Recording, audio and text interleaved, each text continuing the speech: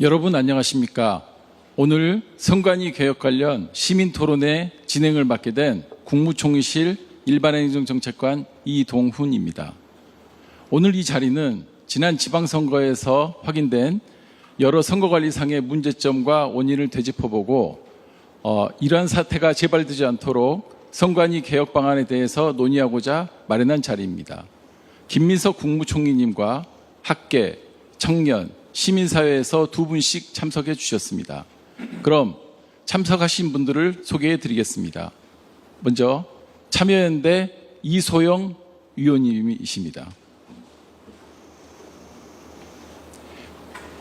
전현직 총학생회 연합 김태윤 대표님 자리해 주셨습니다. 고려대학교 법학전문대학원 장영수 명예교수님 자리해 주셨습니다. 전국 총학생회 협의회 김진경 미디어 홍보국장님 자리해 주셨습니다. 시민의 눈 박세진 대표님 나와주셨습니다. 끝으로 가천대 법대 이근우 교수님 자리해 주셨습니다. 일요일 오전 귀한 시간 내주셔서 감사하고요. 본격적인 토론에 앞서 김민석 총리님의 모두 말씀 있겠습니다. 네, 반갑습니다. 일요일 아침 이런 시간에 모여서 토론을 한다는 게 쉽지 않은데 이렇게 다들 와주셔서 감사합니다. 이 민주주의라는 게 참 멀고도 험한 것 같습니다. 어려운 것 같습니다. 이 12.3 계엄, 내란 이것을 이제 저희가 다 잘 정리하는 것으로 우리 사회의 민주주의가 한 단계 진전했나 이렇게 생각하고 있었는데 또 우리가 새로운 민주주의의 어떤 본질적인 문제 앞에 부딪힌 것 같습니다. 민주주의의 기본과 관련된 참정권이 선관위의 부실 관리라는 문제 앞에서 국민들의 공분을 사게 됐고 또 한편 그거를 극복해가는 과정에서 민주주의를 빙자해서 기본 질서를 이렇게 어기고 또 일반 개인, 시민들의 어떤 정상적인 일상적인 행위를 막아서는 이러한 또 불법 일탈도 있는 이 두 가지 문제가 동시에 발생해서 저희가 참 어려움을 겪고 있는 것 같습니다. 저희가 지금 벌써 선관위 사태가 생긴 지 보름 정도가 돼 가는데 여기서 바로 이렇게 붙어 있는 저쪽에는 아직도 현장이 계속되고 있고 오늘 가능했다면은 그곳에서 더 많은 분들과 함께 토론을 했으면 더 좋았겠다 하는 그런 생각도 있는데 상황은 여의치가 않은 것 같습니다.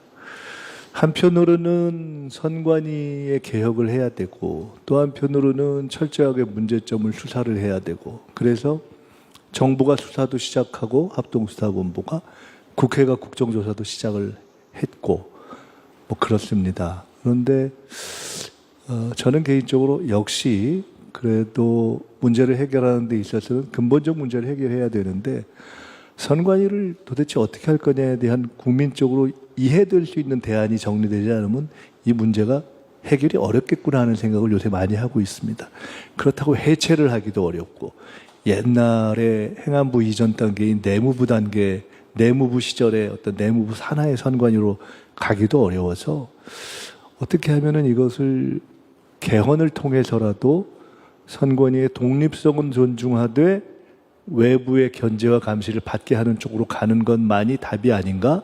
요새 이른바 원포인트 개헌이라고 하는 그 문제를 저는 좀 깊이 생각을 해보고 있는 편입니다. 마침 대통령님께서도 그 말씀을 하셨는데 제가 최근에 헌법학자들께도 자꾸 이렇게 의견을 여쭤보는데 선관위 구성의 문제, 또 독립성의 문제 등등에 대해서 원포인트 개헌을 이렇게 하자 저렇게 하자는 말씀들을 주시는 걸 듣고 있습니다.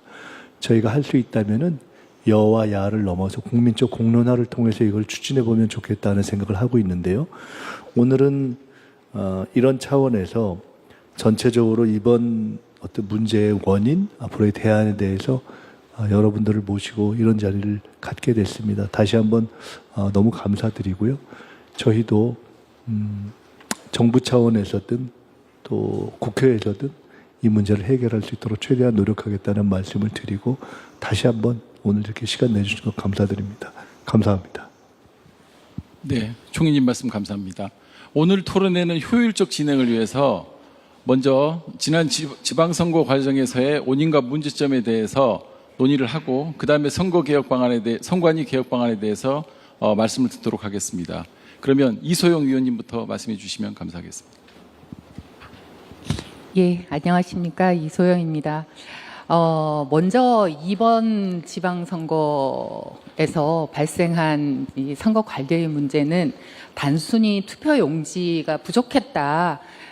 그런 이제 개별적인 그런 사건이 아니고요. 저는 선거를 예측하고 대응하고 또 그 책임지는 전 과정에서 우리 국민의 기대에 너무나 못 미쳤다라고 보입니다. 선거 절차에 대한 신뢰가 없으면 결과에 대한 신뢰는 당연히 없는 거고요. 그러면 우리 민주주의의 근간이 흔들릴 수밖에 없는 일은 굉장히 아주 위기의 사안이다라고 생각을 합니다. 저는 이 선관위 이번 사태의 문제점을 크게는 두 가지 차원에서 바라보고 있는데요. 하나는 조직 역량이라는 측면이고요. 또 다른 하나는 제도적으로 견제 장치가 없다라는 그 부분을 지적하지 않을 수가 없습니다. 먼저 선관위 조직 자체에 굉장히 오랫동안 누적된 매너리즘이 작동을 했다. 그리고 그 뿌리에는 아주 폐쇄적인 인적 구성이 있다라고 생각을 합니다. 선거 당일 수만 개의 그 투표소에서 언제든지 비상사태가 발생할 수 있는 위기 상황, 그런 상황입니다만 선관위는 언제 하던 대로 하면 되지라고 생각하는 그런 안일한 생각을 가졌다라는 거죠. 근데 이런 매너리즘의 뿌리에는 선관위 구성, 그러니까 법관과 법률가 중심으로만 채워진 아주 폐쇄적인 인적 구성이 있지 않나라고 생각이 들고요. 선거 관리라는 것은 데이터 분석에서부터 또 물류를 배분하고 관리하고 책임지고 위기에 대응하고 하는 아주 복합적인 어떤 고도의 전문성이 요구되는 그런 영역인데 그런 전문가가 들어올 통로는 거의 막혀 있습니다. 그래서 선관위 자체가 스스로 문제를 해결하고 개선하고 할 어떤 동력 자체를 가질 수가 없는 그런 구조다라고 보입니다. 이런 조직 문화를 가지고 있고 역량이 이 정도밖에 안 되면은 결국은 이번 사태 같은 게 발생한다는 겁니다. 더 문제점은 그 사태가 발생했을 때 위기에 대응할 수 있는 능력도 없었다라는 거죠. 이 위기가 발생을 하면 빨리 보고 체계가 작동을 하고 지휘 체계가 작동을 해야 되는데 컨트롤 타워조차도 작동을 하지 않았다. 이런 사태를 보면서 이제 위기관리 능력 자체의 문제를 제기하지 않을 수가 없고요. 이러한 이제 한계가 그러면 가장 근본적으로는 어디에서 왔을까? 저는 선관위가 독립성만 지나치게 강조되면서 책임성이 너무 우리가 이제 간과하고 있었다라는 거. 그래서 감시 장치가 거의 없는 그런 아주 제도적인 문제를 가지고 있었다라고 생각을 합니다. 선관위는 헌법상 독립기구이고 독립성이 굉장히 중요합니다. 그렇지만 독립성이라고 하는 것은 책임성이 바탕이 되지 않으면 이루어질 수가 없는 그런 상황인데요. 그럼에도 불구하고 지금 선관위가 어떤 문제가 생겼을 때 자체 점검하고 감사하고 하는 거는 자체 감사밖에 없습니다. 외부의 평가, 국민이 원하는 수준의 외부 평가가 들어갈 수 있는 어떠한 여지도 남기지 않고 있습니다. 이렇게 외부 평가가 작동을 하지 않으면서 선관위는 실질적으로 자신들의 역량을 키울 그런 절박함이 있을 수가 없잖아요. 이런 상태에서 선관위는 오랫동안 선거를 관리하는 기관이라기보다는요, 제 생각에는 법률을 해석하고 그 해석의 바탕에서 말하자면 선거를 규제하는 기관이 되어 오지 않았나라는 생각이 듭니다. 그래서 사실은 좀 군림하는 기관이었다라고 보이고요. 정작 선관위가 가장 잘해야 될 서비스, 유권자에 대한 서비스, 그다음에 투표 관리, 현장 대응 이런 것에서는 좀 무능한 모습을 보여왔다. 그래서 이제는 선관위를 제대로 감시하고 견제하고 통제할 수 있는, 그러나 그 통제는 국민적 통제가 되어야 되는 시민 통제의 방식으로 선관위를 견제할 수 있는 그런 견제 장치가 마련되지 않으면 앞으로 이런 일은 지속되지 않을까. 예, 이제는 바꿔야 될 때가 됐다라고 생각을 합니다. 네, 감사합니다.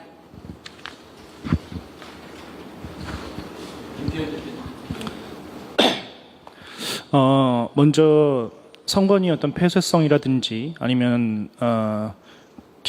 견제기구의 부재라는 측면에 대한 것들은 대표님께서 말씀해 주셨기 때문에 기본적인 부분들과 더불어서 청년들의 분노 포인트가 어느 지점에 있는지를 먼저 문제 원인으로 한번 말씀드려 보겠습니다.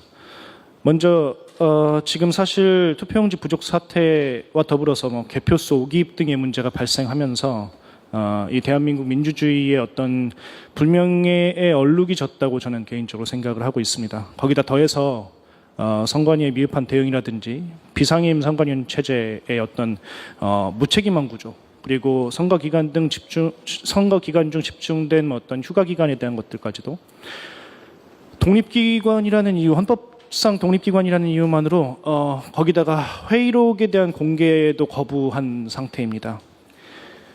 정말로 납득이 가지 않는 지점들은 뭐냐면, 저희가 학창 시절에 배웠던 방식들은 반장 선거를 해도 이 선거 결과만큼이나 정당성이 중요하다는 것들을 학습해 왔습니다. 그렇게 배워왔던 우리가 봤을 때 지금의 이 과정들의 어떤 잘못된 지점들에 대해서 얼마나 선관위는 책임지고 있는가에 대한 분노가 표출이 되고 있다고 생각합니다. 아울러서 이런 선관위 모습을 보면서 대한민국의 어떤 민주공화정의 토대가 흔들리고 있는 것이 아닌가라는 생각까지도 듭니다. 어떤 4년 전 소쿠리 투표 사태 이후에도 사실 근본적으로 달라진 지점들은 이번 선거에 없는 것 같습니다. 그래서 일부 제도를 손보는 수준이 아니라 완전하게 개혁이라고 이름 붙일 만한 변화가 필요한 시점이라고 생각합니다.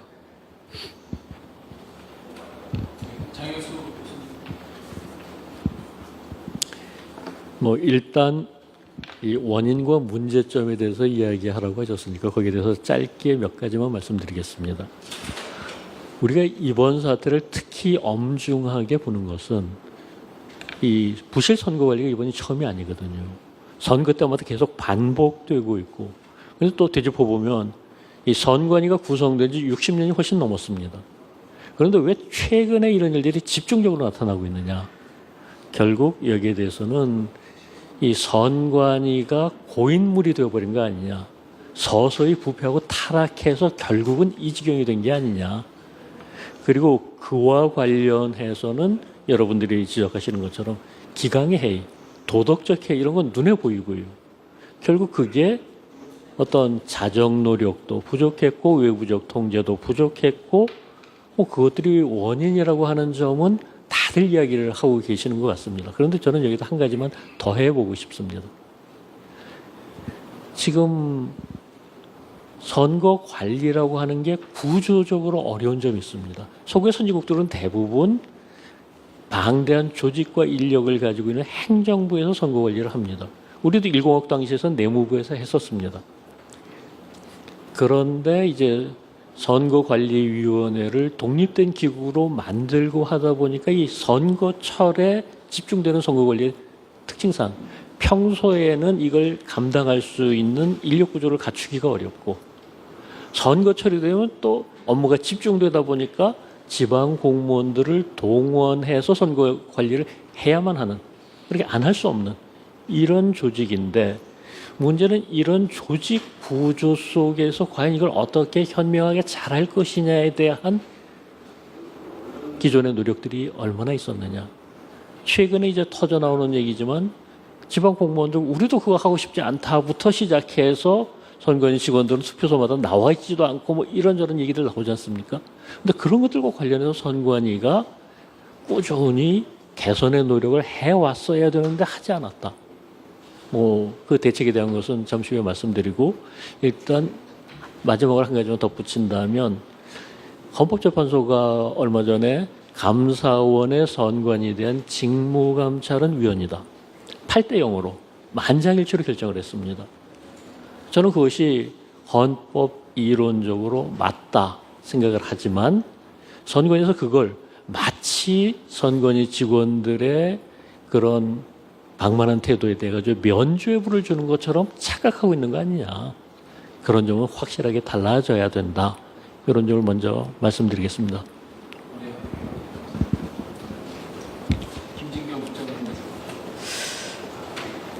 저는 아마 오늘 이 자리에 참석한 패널 중에 유일한 20대일 거고 지금도 대학에 재학 중인 대학교를 다니고 있는 대학생입니다. 그래서 저는 법률가나 전문가 분들의 시선보다는 솔직하게 20대 입장에서 바라보고 있는 이번 사태에 대해서 좀 이야기를 해드릴까 합니다. 사실 이번 사태를 보면서 되게 어떻게 보면 좀 신기했던 부분들이 있었는데 대학생들이 또 청년들이 정치에 관심을 많이 갖기 시작했습니다. 사실 그 전까지 지방선거를 보면 솔직하게 말하면 제 주변에는 이번 지방선거 후보가 누군지도 모르는 친구들이 정말 많았는데 그렇다면 과연 이번 지방선거 사태에 있어서 왜 이렇게 대학생들과 청년들이 목소리를 내고 있는가를 좀 집중해 볼 필요가 있을 것 같습니다. 사실 이게 특정 정당, 뭐 이런 정치인의 목소리 이런 걸 대변을 하기보다는 저희가 지금까지 자라오면서 꽤 많은 사회의 변화가 있어 왔고 저희는 항상 공정한 것을 굉장히 많이 추구를 해왔습니다. 내가 열심히만 하면 충분히 바뀔 수 있다. 이런 가능성을 항상 가지고 있고 공정한 출발선을 만들자고 지금까지 꾸준히 발전해온 대한민국에서 저희의 가장 기본적인 참정권을 침해를 당하는 이 사태에 있어서 특히 더 젊은 세대들이 분노하지 않았나 생각하고 있습니다. 그렇다 보니까 각 대학교에서는 총학생회뿐만 아니라 일반 대학생들도 대자보를 내기 시작하고 특히 총학생회에서는 시국선언도 많이 이루어지고 있는데요. 그런 대학교의 시국선언을 저도 직접 참가를 해봤습니다. 총학생회 측에서는 이제 각 일반 학우분들의 시국선언도 가능하게끔 참여자를 받아서 진행을 하는 구조로 진행이 됐었고 하물며 기말고사 기간임에도 불구하고 정말 많은 대학생들이 각 대학의 본인 소속 대학의 시국선언에 참여를 해서 시험 기간인데도 나와서 도서관을 가다가 잠깐 들려서 그 목소리를 듣고 본인의 목소리를 내고 하는 그런 과정들을 많이 지켜봐 왔습니다. 저는 오늘 이 자리에서 무엇이 사실이고 무엇이 사실이 아니라고 단정을 하기보단 국민들이 의심하기 시작했다는 사실을 좀 언급을 하고 싶었습니다. 그리고 이번 사태의 그것이 가장 본질적인 문제라고 생각해서 민주주의는 투표로 유지되지만 투표가 결국 신뢰로 유지되기 때문에 해당 부분에 있어서 그게 오늘 논의의 출발점이 돼야 된다고 생각합니다. 감사합니다.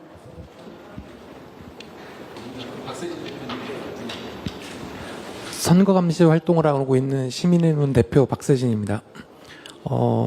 저는 이제 여기서 그 선관위와 저희가 이제 협의나 이런 것들을 많이 해본 경험들이 있어서, 그러니까 이게 지금 어떤 방향으로 가야 될 건가 이런 것들을 좀 종합적으로 이야기를 드리겠습니다. 지금 이제 벌어진 이 참정권 제한 사태 이런 것들이 이번 기회에 구조 자체를 손봐야 한다고 생각을 합니다. 그러니까 개헌도 필요하면 해야 될 거고요. 그래서 이제 앞서 말씀하신 것들처럼 첫 번째 필요한 거는 위원장 상임화인 것 같습니다.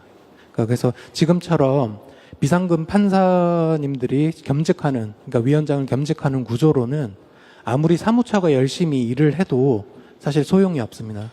의사결정의 정점에 있는 분들, 그러니까 이제 위원장이 정점에 있는 분인데 그 현장, 선거 사무나 이런 거에 대한 현장을 모르기 때문에 이런 일들이 벌어지는 거고, 제가 알기로 선관위 개혁을 위한 지금 현재 정치권의 TF들도 이런 이제 위원장 상임 전환을 검토하고 있다고 합니다. 그래서 이게 바람직한 방향이라고 저도 생각하고요.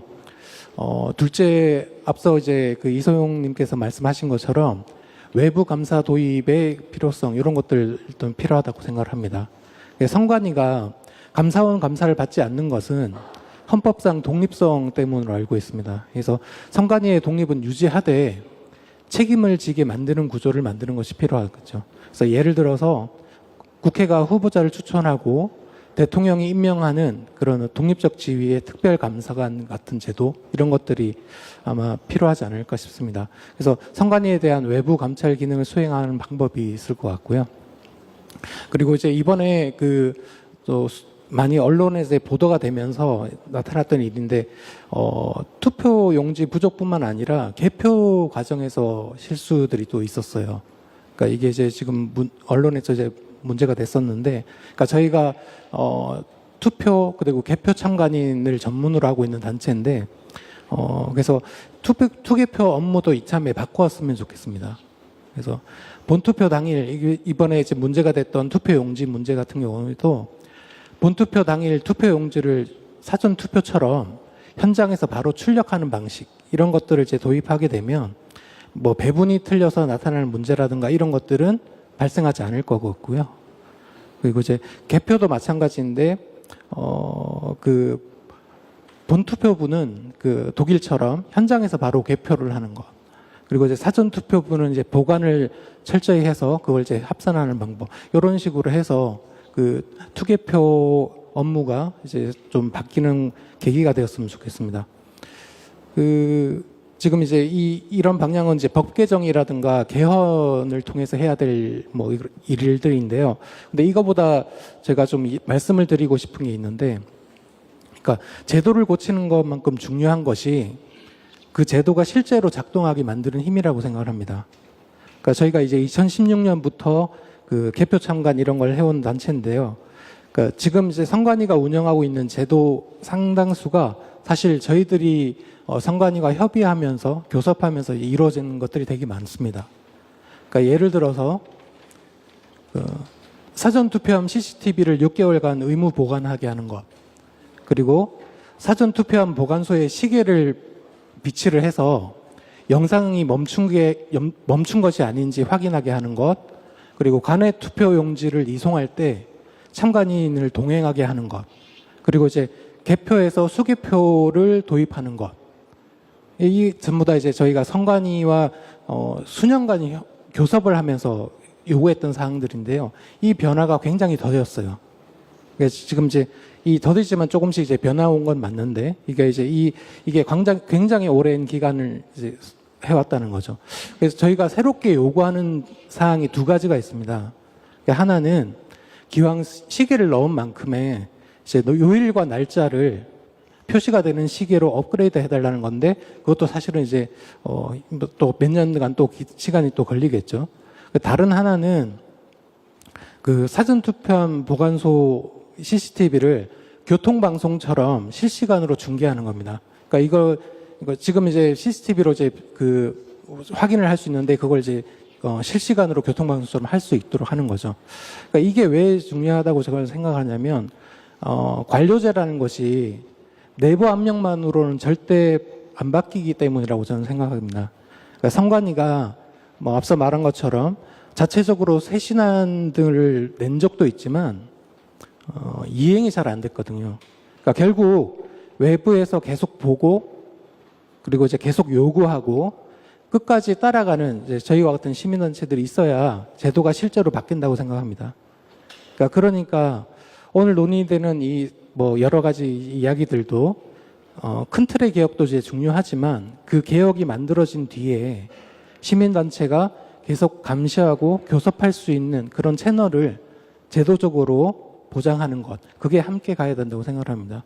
그런 것까지 같이 고민해서 이게 이루어졌으면 좋겠습니다. 이상입니다. 예, 가천대학교 법학과 이근우입니다. 제가 생각할 때는 사실 선관위 일이 별일이 아닌데, 사실은 오히려 정확하게 처리만 했어도 욕을 안 먹고 신뢰를 얻을 수 있는 건데, 좀 너무 지나치게 허술한 허점이 발생하니까 사람들의 불신이 너무 커진 거 아닌가라는 생각이 들고요. 그다음에 이제 사실 공무원 조직이 좀 그런 면이 있는데, 조직 규모가 일정화되고 고령화되니까 그 자리를 위해서 조직을 지나치게 확장시킨 거 아닌가. 그래서 정작 가장 기본이 돼야 될 직접 선거관리 사무보다 보니까 정당 사무에도 들어가 있고 위탁 선거 사무라고 각종 공공선거까지 다 발을 넓혀놨는데 굳이 그럴 이유가 있었을까라는 생각이 드는 겁니다. 그다음에 이렇게 사무가 되다 보니까 생색나고 오류 생기면 문제 있는 이 직접적 선거관리 사무보다 내부 직원들 중에 우수한 분들도 오히려 생색 더 나고 폼나는 사무로 넘어가 버린 건 아니고 이쪽은 오히려 좀 기피 사무가 된 건 아닌가라는 생각이 듭니다.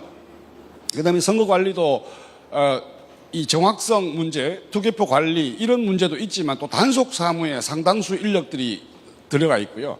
사실 선거법 전체를 아마 국회에서 한번 손보셔야 될 겁니다.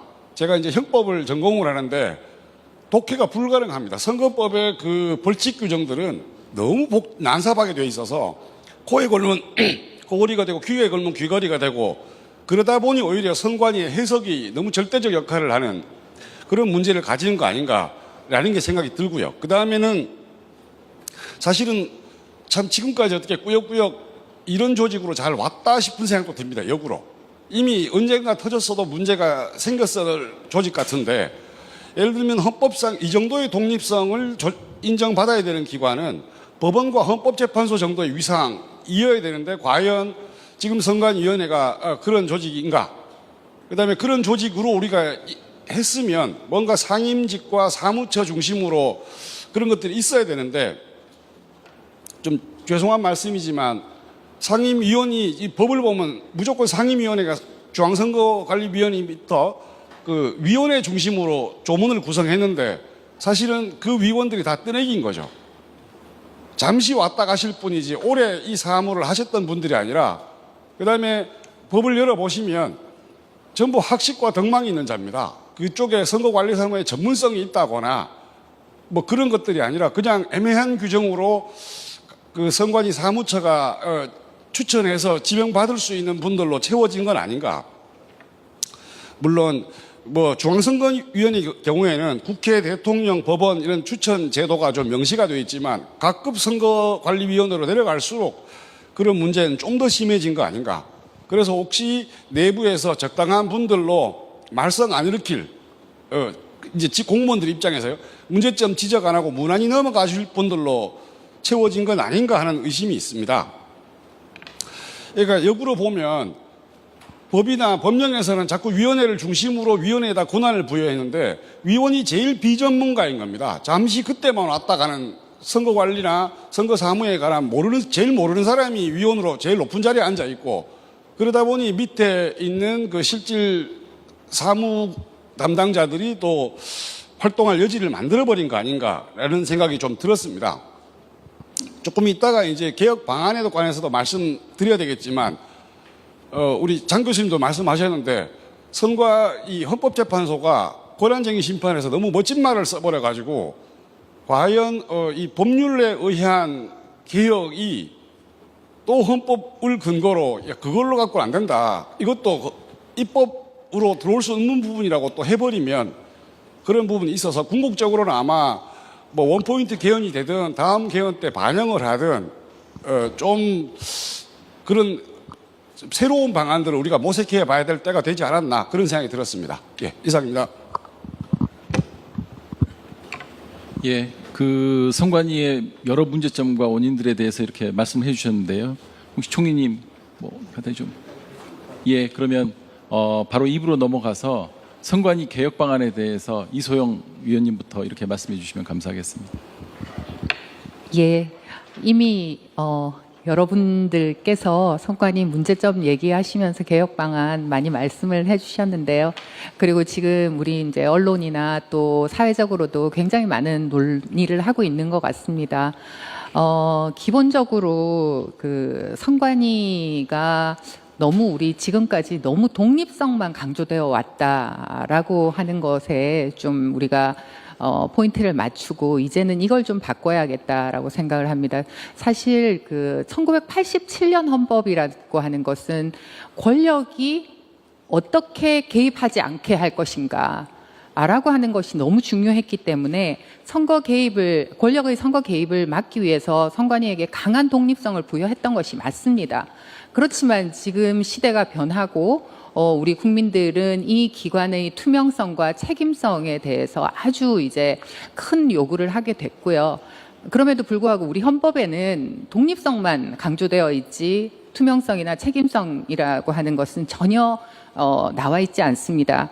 그렇기 때문에 뭐 우선은 법률이나 내규 차원에서 이런 것들을 좀 강화하는 그런 방식이 시작이 되어야 되겠지만 결국은 이런 독립성과 함께 국민에 대한 책임 그리고 외부 감사의 원칙 이런 것들이 확실하게 헌법에 명시될 필요가 있지 않나. 그래서 헌법 개정의 필요성은 매우 크다.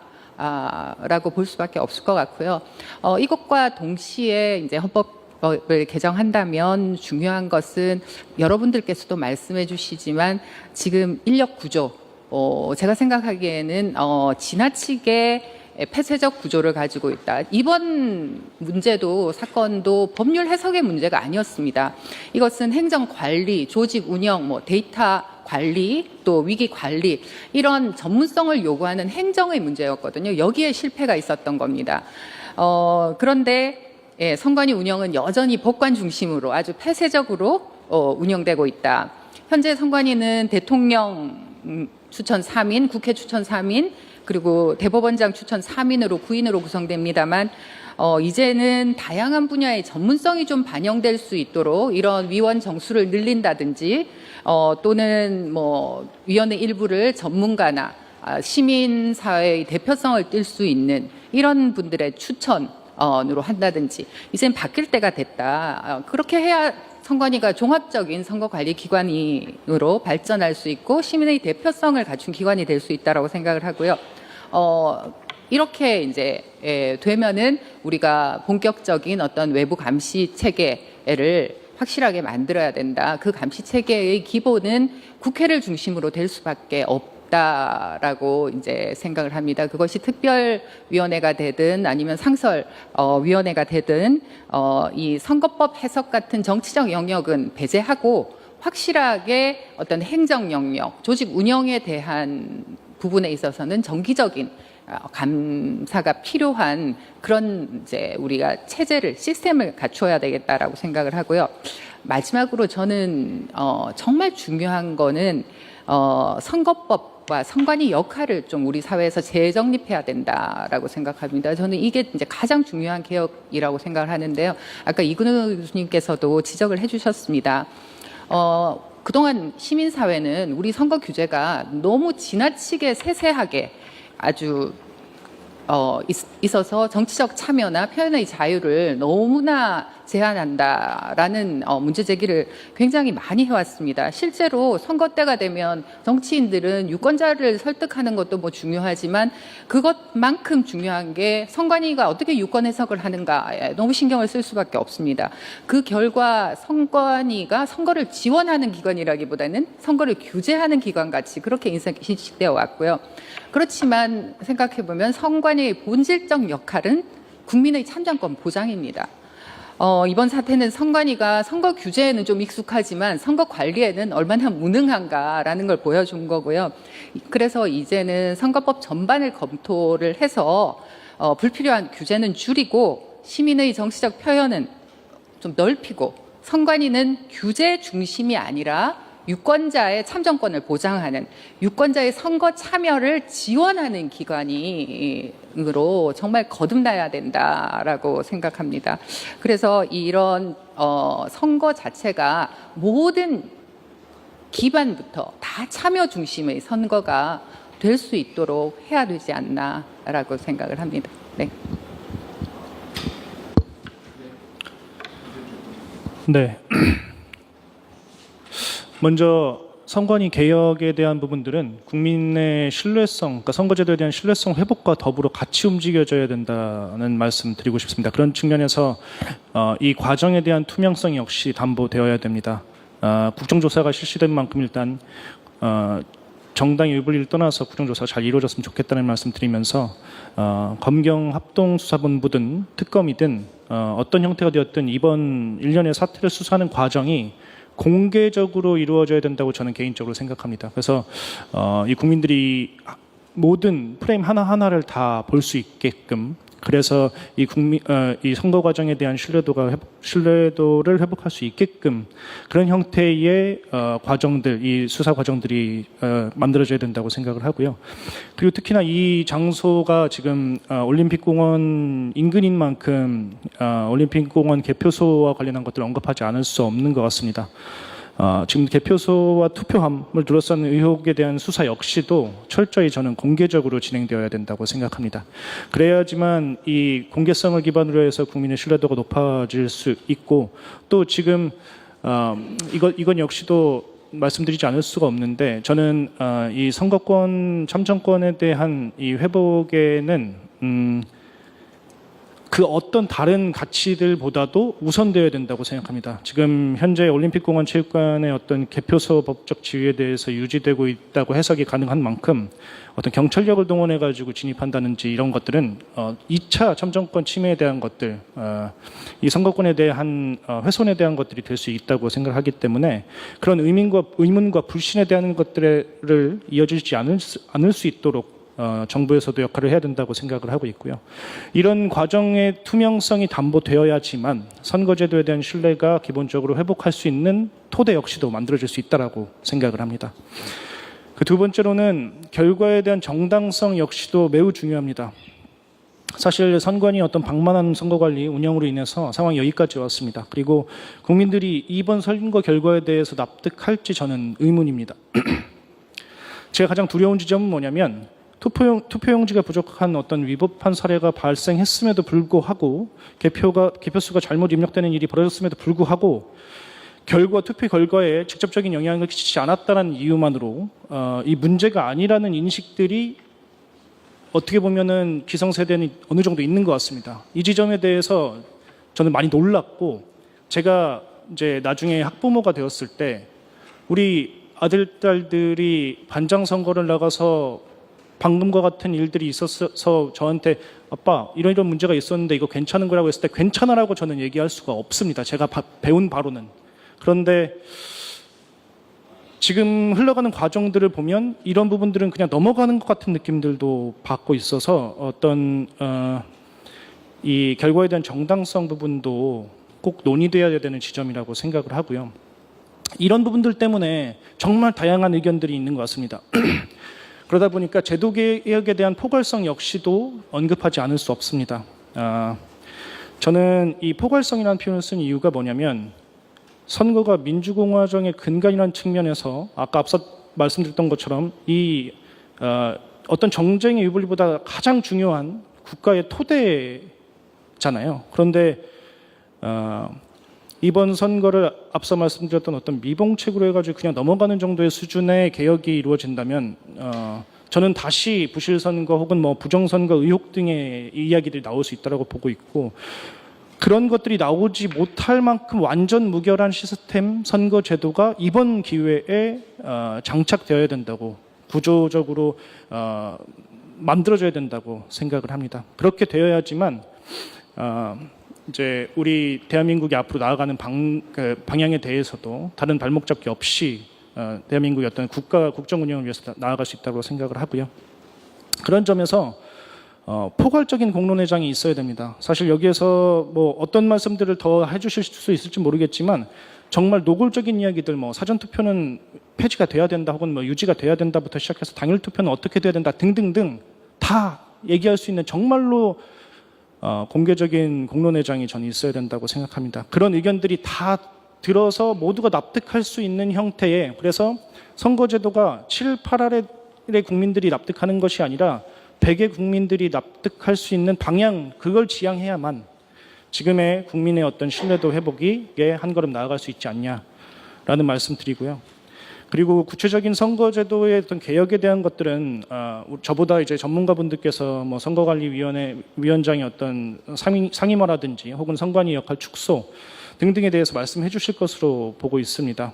다만 그냥 청년의 어떤 목소리 중 하나라고 생각해 주셨으면 좋겠는데, 이 선관위에 대한 감독 권한이 행정부라든가 입법부, 사법부 어느 가운데로 또 집중이 된다면 또 다른 형태의 권력 독점으로 이어질 수 있다는 걱정이 좀 됩니다. 그렇기 때문에 뭐 헌법상의 독립기구라는 말씀도 하셨지만 구조적으로 시민의 영역에서의 참여 역시도 이 기구, 견제기구, 감시기구에 같이 포함되어야 되지 않나라는 생각을 하고 있습니다.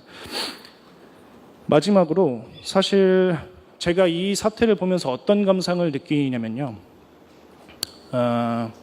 사실 저는 총리님과의 간담회 이후로 처음에는 그 좌진영한테 속된 말로 욕을 먹었습니다. 그리고 조금 더 있다가 우진영한테 욕을 먹었습니다. 그래서 사실 이 자리 나오는 데 있어서 우리 총학생회장 그 전직이든 현직이든 좀 조심해야 되는 거 아니냐라는 말을 했는데, 그럼에도 불구하고 이 자리 나와서 이렇게 발언을 드리는 이유는 뭐냐면 저는 이런 그림이 그려지거든요.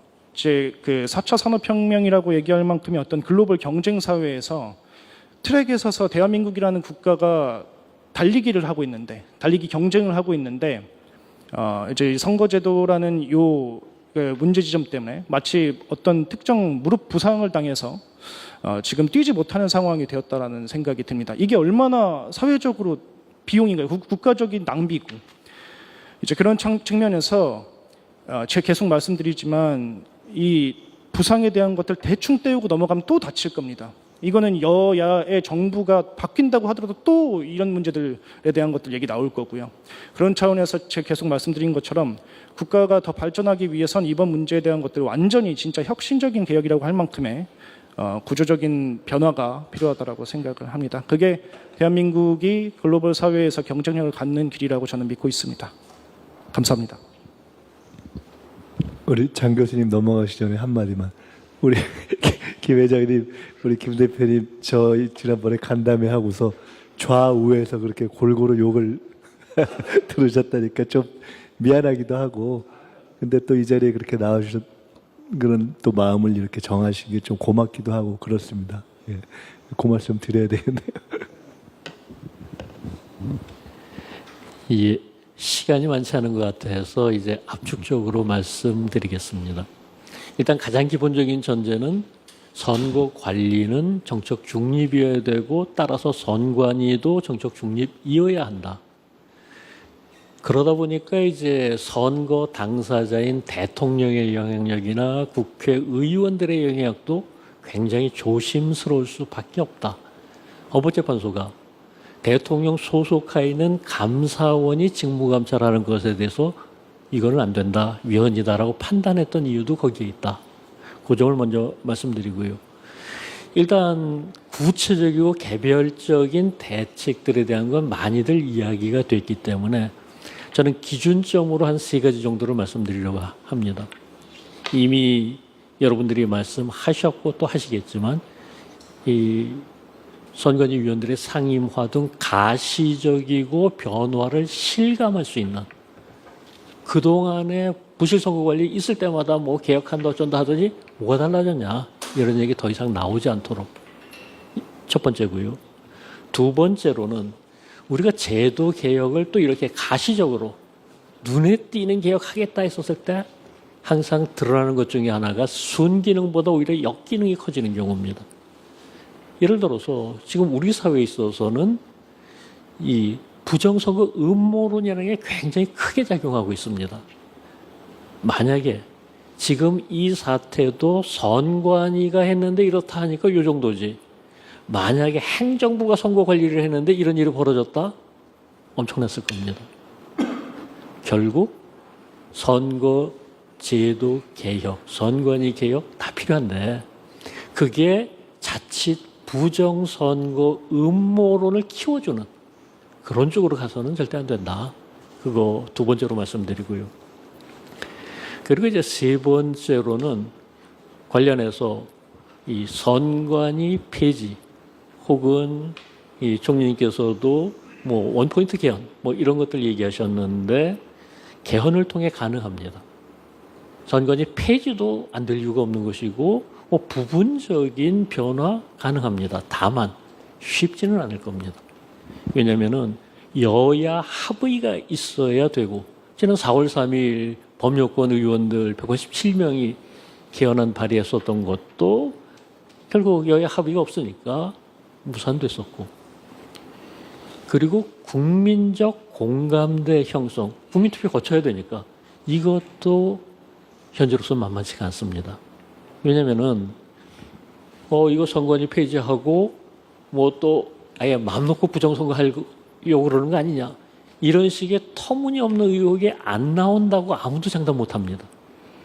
지금 우리나라 상황이 워낙에 진영 갈등이 심하고 상호 불신이 심하다 보니까 그런 것까지도 걱정해야 되는 이런 상황이다라는 것을 말씀드리고요. 오히려 제가 뭐 좀 당부드리고 싶은 것은 이 선관위 개혁과 관련해서 디테일이 좀 정교하게 짜여졌으면 좋겠다. 우리 흔히들 악마는 디테일이 있다고 하지 않습니까? 그런데 그 디테일이 너무 허술합니다. 예를 들어가지고 지금까지 직원들이 실수했다 혹은 동원되던 지방 공무원들이 제때 대응하지 못했다 하면서 정작 여러 차례 선거가 반복되는 동안에 그러니까 직원들 교육 좀 더 철저하게 하자. 어렵지 않지 않습니까?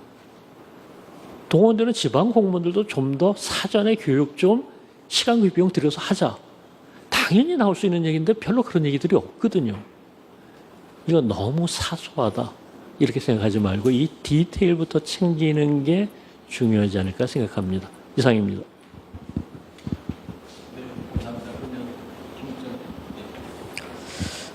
앞서서 말씀해 주신 부분들에서도 충분히 제가 말하고 싶은 부분들도 많이 섞여 있었지만 다른 부분에 있어서 또 제가 말씀드릴 수 있는 부분을 말을 해보자면 굉장히 많은 국민분들께서 뭐 사전투표를 폐지해야 된다 혹은 그대로 유지하되 개선이 필요하다, 뭐 재선거가 필요하다, 뭐 수개표가 필요하다, 그런 말들을 굉장히 많이 해주시고 계신데 과연 그 요구가 모두 옳은지 실제로 가능한 것인지는 아마 앞으로 전문가들과 정치권에서 충분히 논의가 되어야 할 문제일 것입니다. 다만 그 목소리가 나오는 부분에 집중해야 한다고 생각합니다. 그 출발점에서는 사실 국민들이 정말 부정선거였으면 좋겠고 이 선거는 모든 게 잘못됐고 내가 꿈꿔왔던 게 다 잘못됐고 이게 포인트가 아니라 그게 아니었으면 좋겠다는 마음에서 비롯되는 목소리라고 생각하거든요. 그래서 지금의 청년들은 특히 단순히 믿어달라라는 말뿐만 아니라 결과뿐만 아니라 과정을 굉장히 중요시한다고 생각합니다. 그래서 아마 앞서 굉장히 많이 말씀되었겠지만 진상규명 과정이 최대한 신속하고 투명하게 진행이 되어야 합니다. 이 과정이 너무 길어지면 길어질수록 국민들은 지치고 점점 기대가 포기로 변질될까 그 방법이 그 부분이 좀 두렵습니다. 두 번째로는 선거관리 과정에서의 책임 구조가 명확히 돼야 할 것입니다. 지금 아까 이제 이근우 교수님께서도 말씀해 주셨지만 굉장히 상임위원이라던가 여러 가지 현재 선관위 구조에서 책임 소재가 명확하지 않다거나 뭐 교육이 잘못됐다는 말로 흐트려 뭉뚱그려진다거나 하는 부분들에 있어서 앞으로 개혁이 진행될 때는 해당 구조의 책임 구조가 명확화되어야 할 것입니다. 그리고 그런 앞선 부분들을 말한 개혁 과정에서는 굉장히 다양한 목소리가 함께 공존해야 한다고 생각합니다. 아까 앞에서 김태훈 대표님께서 말씀해 주셨지만 이런 의견 저런 의견이 모두 다 받아들여졌을 때 저는 재선거를 주장하는 국민들도 혹은 현행 결과를 존중해야 한다고 하는 국민들도 결국 같은 질문을 하고 있다고 생각합니다. 내 한 표가 정말 제대로 관리가 되고 있는가?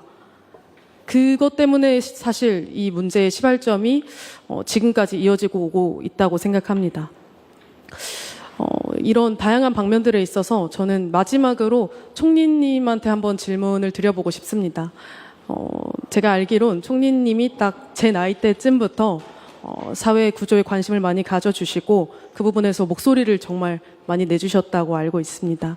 만약 총리님께서 지금 제 나이 20대 초반 정도 되는 나이고 대학생이라면 지금 현 상황에 있어서 어떤 방안으로 이 사회적 합의를 좀 도출해낼 수 있는 방안을 찾던가 혹은 어떤 방안으로 좀 목소리를 낼 수 있을지 저는 사실 그 부분이 답이 될 수 있다고 생각을 하고 있거든요. 그래서 해당 부분 질문하면서 마무리하도록 하겠습니다. 요거 아주 간단하게 제가 단답하고 또 넘어가면 저 미리 생각을 안 해본 질문인데 지금 이런 생각이 들었어요. 제가 20대 때는 여기 저랑 연배 비슷한 분들 계실 텐데 80년대 이른바 학생운동이 우리 사회의 민주화를 좀 선도하던 시절이었지 않습니까? 근데 제가 지금 기억나는 장면은 제가 서울대 학생회장이었는데 그때는 저희가 서울대 아크로폴리스의 사회 각계의 인사들을 모셔서 토론회를 열면 다들 오셨던 시절이에요. 근데 저는 지금 최근에 이걸 보면서 아마 마무리 때도 말씀드리려고 하는데 학생들이 새로 문제를 제기한 것이 저는 굉장히 중하게 이렇게 곰씹어 봐야 될 일이라고 생각해서 결론부터 말씀드리면 한번 학생들이 주도가 돼가지고 이런 토론회 있잖아요. 사회 각계의 층을 불러서 뭐 학생연합으로 해서 캠퍼스로 불러도 좋고 어떤 공간을 해도 좋고 학생들이 이거 우리 사회에 이 문제를 어떻게 해결해야 되겠냐라고 한번 주도해봐도 좋지 않냐. 그렇게 푸는 것이 오히려 우리 사회의 이 문제의 공론적 해결에 도움이 되지 않을까? 결론은 어떻게 날지 모르겠어요. 한번 그런 걸 해보셨으면 참 좋겠다는 생각이 저는 문득 듭니다.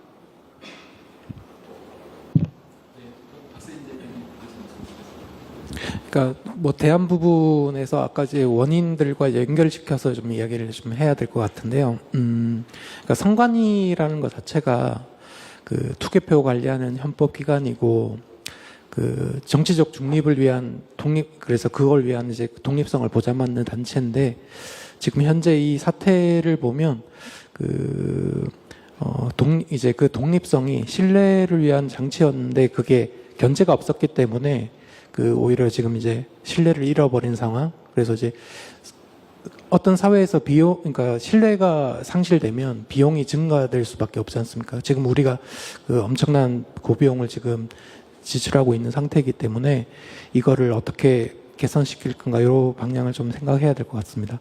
그래서 많이 지적을 하셨지만 첫 번째 위원장 상임화 이야기가 나오는데 이건 이제 조직을 어떻게 관리할 것인가 수장의 문제이고 그 실무는 이제 사무처가 하고 이제 위원장은 이제 그렇지 못하기 때문에 이게 이제 분리가 되는 이런 문제가 있고 그러다 보니까 이제 그러니까 위원장 상임화가 이제 필요한데 그뿐만 아니라 또 한 가지 더 집적할 게 하나 있는 것 같습니다. 그러니까 뭐냐면 현재 선관위 공무원으로 일하시는 분들이 이제 약 3,000명 정도 되는데 실제 투표소 운영이나 저희가 이제 개표 현장이나 이런 데 가보면 실제 투표소 운영이나 개표소 현장 실무는 지자체 공무원들이 맡고 있거든요. 그래서 이제 그 구조가 그러니까 선관위가 그제 하는 두 가지가 이제 분리가 돼 있는 상황. 이걸 어떻게 결합시킬 건가? 요것도 같이 고민을 해야 된다고 생각합니다. 그러니까 운영을 어떻게 더 잘할 수 있느냐 이런 것까지 고민을 해야 되고 이번에 송파구에서 벌어졌던 사건이 사실 이거와 연결돼 있었던 거거든요. 그러니까 사실 이제 투표 용지가 부족하다라는 거는 11시부터 이미 연락이 갔다는 거 아닙니까? 근데 이제 그 이후에 1년 번호들이 이제 기재되지 않은 그 투표 용지들이 있었는데 그거를 하는 방식들이 그러니까 중앙선관위에서 또 1년 번호를 그러니까 기입해야 되는 것도 있고 또 한편으로 송파구 자체에서 또 기입해야 되는 이게 서로 혼선이 벌어지는 거거든요. 그래서 이제 투표 1년 번호가 기입되지 않은 용지들이 지금 대거 이제 또 있었다라는 이야기들 발생했던 건데, 그러니까 그런 부분들 보면 이제 실무들을 어떻게 더 효율화할 건가도 사실은 이제 이 책임성의 문제와 연결돼 있다 이렇게 생각을 하고 있고요. 그리고 아까 뭐 투표 관리와 관련해서 이걸 이제 어떻게 할 것이냐, 그러니까 현장에서 투표권 발부를 하는 거 이런 것도 이제 좋은 방법인 것 같은데, 근데 이제 더 중요한 게 하나가 있는데, 그러니까 아까 장영수 교수님이 이야기했는데 그 디테일이 되게 중요하다고 하지 않습니까? 그 교육의 부분. 그러니까 선관위가 이제 운영을 할 때 이루어지는 그 교육들이 조금 더 좀 체계적으로 이루어질 수 있는 이런 거, 이게 이제 중요할 거라고 생각을 합니다. 그리고 아까 먼저 말씀드린 것처럼 저희와 같은 그런 선거 관리하는 이 시민 단체들이 이제 이 선관위가 이제 하는 업무들을 어떻게 우리가 연결시켜서 서로 참여하고 그리고 감시할 건가, 요 구도들을 조금 같이 고민을 해주시면 저희들도 이제 저희가 한 10년째 이제 활동을 했었는데 이런 것들을 이제 좀 그 정치 그러니까 이제 행정 업무를 하는 데 있어서 그 필요한 내용들을 좀 공유했으면 좋겠다 이런 생각이 듭니다. 이런 방향으로 좀 대안이 마련됐으면 좋겠습니다. 예, 좀 뜬금없지만 헌법재판소까지는 모르지만 대법원장은 아마 사과 멘트를 좀 해야 되지 않나라는 생각이 듭니다. 관행적으로 각급 장들을 법관이 갔는데 아무것도 안 하고 온 거 아닙니까, 사실은? 근데 이미 대한민국 많은 법률에, 그리고 판사들도 무수히 그런 판결을 내렸을 겁니다. 장은 할 수 있는데 하지 않은 일에 관한 부작위 책임을 묻는 형사처벌까지도 하는 제도가 엄청 많아요. 그런데 유독 선관위원장으로 가셨던 법관은 그냥 방관자처럼 앉아있다가 왔는데 무책임하게 사임만 했다. 그러고 책임을 모두 면할 수 있다라고 생각하면 사실은 곤란합니다. 지금은 어쨌든 헌법의 독립성 그리고 법원에 대한 신뢰 때문에 그쪽에다가 장자리를 맡겨뒀으면 적어도 법원이 좀 더 신경 써서 체크를 할 수 있었으면 막을 수 있지 않았을까라는 생각이 들고요. 그러니까 적어도 법원 입장에서의 코멘트는 좀 가야지. 이거 사건 벌어지고 중앙선거위원장 사임하고 또 관련 송파 사임하고 아마 이제 앞으로 부장검사급이나 각급 선거관리위원장 안 들어갈걸요, 아마. 예. 그러니까 안 들어가고 회피할 형태로 갈지 아니면 법원이 좀 더 개입할 수 있는 적극적, 그러니까 위원장이 갈 때 감사직을 같이 데려 들어가든지 관리할 수 있도록 뭐 그런 좀 법원의 반성, 각오 같은 것들도 좀 필요하지 않을까라는 생각이 듭니다. 그 다음에 저는 뭐 사실 현장의 그 의혹이나 뭐 이런 것도 충분히 뭐 그러실 분은 있는데 갑자기 수능 문제 관리가 생각이 났습니다. 예전에는 수능 문제가 뭐 유출이 됐다는 동 뭐 별 그러다가 한국에서 지금 비행기도 안 띄울 만큼 수능 관리 하거든요. 적어도 선거 관리도 마찬가지로 그 정도로 어떤 신뢰도 지금도 누가 뭐 수능 문제 관리 갖고 문제를 삼는 사람은 이제 없으니까요. 워낙 철저히 관리를 했기 때문에 충분히 할 수 있다고 생각을 하고 그다음에 이제 또 하나의 문제가 자꾸 조사 수사에다가 너무 많은 기대를 하시는데 조사 수사는 별게 없습니다.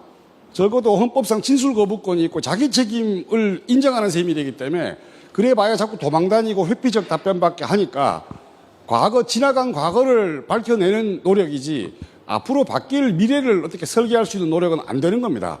차라리 어디 기업 컨설팅하는 업체에 맡기든지 해서 여기 선관위 3,000명이라는 그 조직 구성, 조직 인력 배분이 어떻게 되어 있는지 고연차에 경력 있는 사람들이 오히려 할 일 없는 자리로 도망가 있는 거 아닌지 예산 배분이나 인적 구성이나 혹은 시민단체에서 답답해 하시는 그 프로세스 문제도 공무원들끼리 협의하면 자기들 일을 안 하려고 그러기 때문에 전부 떠넘기게 돼 있거든요. 그러니까 이건 아예 그 외부 컨설팅 형태로 가장 효율적인 방법, 신뢰성 얻을 수 있는 방법을 컨설팅 시켜버리고 또 뭐 갑자기 생각났지만 예를 들면 선관위 직원에다가 이중 보직을 주면 됩니다.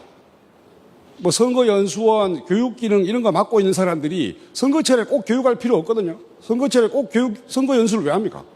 그 사람들이 이중 보직을 맡아서 조금 인력이 많이 필요한 현장 보직을 같이 갖고 있다가 일주일 전에부터 그 일에 들어가면 적어도 각급 선거 투표소에 선관위 직원들이 최대한 배치될 수 있도록 할 수 있는 방법이 있는데 그동안 안 한 거고 그냥 지자체 공무원한테 맡겨버린 거니까 그런 것들을 좀 컨설팅을 통해서 좀 했으면 좋겠다. 사실 미래를 어떻게 개혁할까 이런 부분들은 아주 전문적이고 직무 분석이 필요할 겁니다. 이게 인력 구성이나 있는 사람들을 어떻게 처리할지 그런 것들은 또 다른 트랙으로 아마 정부에서 국회에서 미래를 위한 트랙을 또 준비하시고 관리를 하고 그다음에 국정조사나 수사를 하는 부분은 또 그 부분대로 가는 거고 이건 트랙이 좀 달라야 되지 모든 걸 조사나 수사만으로 끝낼 수는 없을 겁니다. 아마 다 회피적이고 제가 지난번에 우리 김 국장님한테 얘기했는데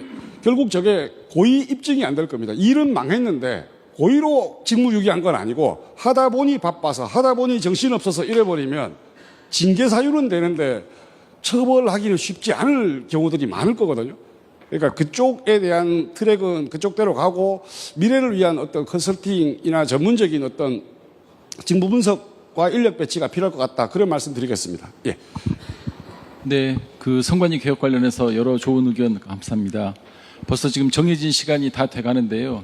제가 지금 총리님 취임하신 지 1년이 거의 다 돼가시는데 참석자분들 의견을 이렇게 많이 적으신 건 처음 봤습니다. 아마 그 여러 말씀을 이렇게 해서 해주실 것 같습니다. 예. 제가 이제 조만간 총리직을 내려놓는데 그때가 되니까 더 이렇게 귀한 말씀들이 이렇게 쏙쏙 들어오고 그런 것 같습니다. 제가 뭐 긴 말씀 안 드리고 그냥 오늘 제가 딱 생각난 거, 이거 앞으로 이렇게 해가야 되겠구나 싶은 거를 정리된 생각을 딱 4가지로 말씀드리겠습니다. 첫째는 이번 선관위 문제에 대한 국민들의 문제 제기, 특히 청년이나 대학생들의 문제 제기는 우리 사회에서 이제 다른 수준, 다른 기준의 공정과 신뢰를 요구하게 됐다는 것을 반영하게 된 거 아닌가라는 것을 저는 받아들여야 할 것 같습니다. 대통령께서도 이게 이 정도까지인가라는 거에 대한 나의 민감성이 떨어져 있었다. 좀 반성하게 됐다는 말씀을 하신 것이 우리 기성세대 전반이 사실은 그래 뭐 이 정도는 실수도 할 수 있지. 알게 모르게 우리가 그런 생각을 한 거 아닌가. 근데 지금 대학생들이 그거를 받아들일 수 없었다는 것은 이 정도 되는 나라에서 이게 말이 되냐 하는 이제 공정과 신뢰의 기준이 달라졌다는 것을 받아들여야 한다. 이게 첫 번째 생각입니다. 두 번째는 선관위 개혁의 문제는 근본적으로 끝을 봐야 한다. 이번에 차제에 얘기가 나온 건데 끝을 봐야 하고 그것은 원포인트 개헌이 필요하다면 해야 한다. 근데 그것을 정파적으로 접근할 문제는 아니고 정말로 여와 야와 국민이 진지하게 토론을 해서 이거는 끝을 보자라는 마음을 정해놓고 이건 풀었으면 좋겠다는 게 두 번째고요. 세 번째는 선거제도 제반에 대한 포괄적인 토론 내지 공론화가 불가피하겠구나 하는 생각도 저는 하게 됐습니다. 과거에는 그냥 이게 서로 어떤 정파적인 문제다라고 생각했던 사안들이 있지 않습니까? 근데 이번 계기에 막 여러 가지가 나오지 않습니까? 뭐 사전투표 얘기도 나오고 투표 시간 얘기도 나오고 막 다양한 기술적인 문제까지 나오지 않습니까? 이번에 다 해결은 안 돼도 토론은 시작해야 되겠구나라는 생각을 저는 하게 됐습니다. 그렇게 해서 공적으로 풀어가야 되겠다. 끝으로 네 번째는 이건 제가 이제 총리로서 총리실의 입장에서 생각을 해본 건데 총리실에서 우리 사회의 여러 가지 문제에 대한 공론화 문제 해결을 좀 뭐 주도한다랄까 또는 그거를 이제 주로 다룹니다. 근데 과거에 무슨 원전 문제도 있었고 등등 그런 것들이 있죠. 근데 제가 이번 선관위 문제는 조금 연구를 해서 청년 대학생들이 주도하는 공론화 방식을 정부가 지원하는 방법을 좀 찾아볼 수 있지 않을까? 라는 생각을 좀 해봅니다. 그러니까 이게 전문성도 필요하고 비용도 필요하고 시간도 들고 사람에 대한 선택도 필요하고 여러 가지 그런 게 필요하지 않습니까? 근데 한번 저도 잘 모르겠습니다. 어떤 주체가 돼야 되는지 한번 우리 대학생들이 적정한 주체를 서로 이렇게 토론해서 최대한의 공감대를 가지고 만들어낼 수 있다면 그리고 그것이 우리 사회에서 볼 때 소위 좌와 우의 문제를 넘어서 그래 이 사람들이 한번 주도적으로 해서 토론을 끌어가는 건 괜찮겠네? 라는 공감대가 만들어진다면 그 공론화의 작업에 대한 경험, 노하우, 앞으로 풀어가는 거, 예산 이런 과정을 정부는 그야말로 그것을 지원하는 협력자의 차원에서 한번 이번 요 문제에 대한 공론화는 대학생들 주도의 우리 사회적 공론화를 한번 풀어가 보도록 해보면 어떨까. 저도 그것이 어떤 모델일지 아직은 정확히는 모르겠지만 한번 그렇게 풀어보면 어떨까 하는 생각을 해보게 됐고요. 그래서 아까 우리 말씀 주셨는데 한번 논의를 하셔서 사실 공부도 해야 되고 이게 번거롭잖아요. 사실 이거 왜 우리가 나서야 되나 하는 참 그럴 텐데 그래도 기왕 문제되기도 하셨으니까 우리 청년 또 대학생, 학생회, 연합 이런 다양한 부분에서 한번 논의를 하셔서 일정한 정리를 하시면 정부가 최대한도로 그것을 뒷받침하는 방향으로 한번 공론화로 이걸 풀어가보면 좋겠다는 생각을 하게 됐습니다. 일종의 청년 주도 문제 해결, 청년 주도 사회적 공론화를 이번 기회에 한번 시도해 보면 어떤가 생각을 했습니다. 이렇게 4가지 말씀드리고요. 나머지는 저희도 더 생각해 보겠습니다. 다시 한번 오늘 이렇게 시간 내주셔서 감사드립니다. 고맙습니다. 네, 그럼 이상으로 선관위 개혁을 위한 시민 토론회를 마치도록 하겠습니다. 감사합니다.